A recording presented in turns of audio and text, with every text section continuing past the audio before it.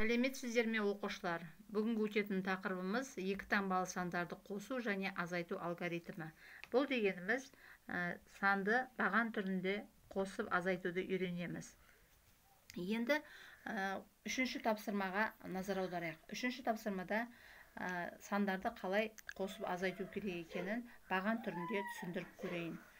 43 қосу 17 саны берілген. Біз бұл сандарды қазір баған түрінде жазамыз және есептейміз. Алдымен 43 санын жазамыз. Оның астына 17 санын жазамыз. Қосу. Астын сызамыз міндетті түрде. Алдымен оқушылар қосқан кезде соңынан бастаймыз, бірліктен бастаймыз. Бірліктен 3-ке 7-ні қосамыз. Неше шығады? 10 шығады. Біз 10 деген санды бірден мынаның астына жазбаймыз. Алдымен осы 10 санының бірлігі неше? Соны анықтап аламыз. 10-ның бірлігі 0, ал 10-дығы 1.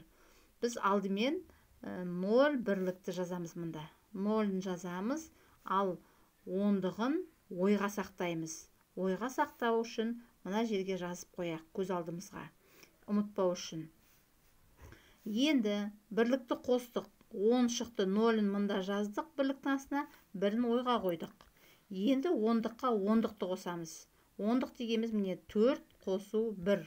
4-ке 1-ді қосқан кезде 5 және ойда тұрған мына 1-ді қосамыз. Сол 5-ке 1 қосқан кезде 6. Енді жазамыз. Сонда бізде шықты 60 деген сан. Енді азайту амалымен қалай шығаруға болады? Мысалы, 50 азайту 14 саны берілген. Бұны қалай азайтуға болады? Енді қараңыздар, осы жерден шатыспауымыз керек біз. 0, 0-ден мына астындағы 4 алынбайды. Кейбір балалар астындағы 4-тен 0-ды алу мүмкін, ол дұрыс емес. Біз бірінші 0 жазылып тұрма, 0 үстіндегі саннан астындағы санды азайтамыз.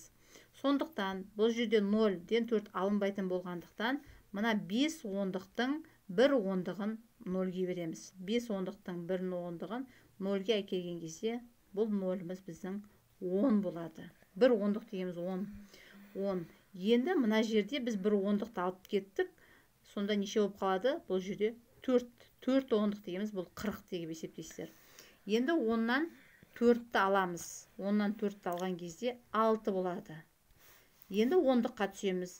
Бұл жерде 5-тің 1 ондығын алып кеткенімізді білеміз. Бұл жерде неше болып қалды? 4 болып қалды.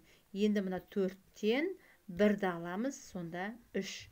Бізде шығады 30.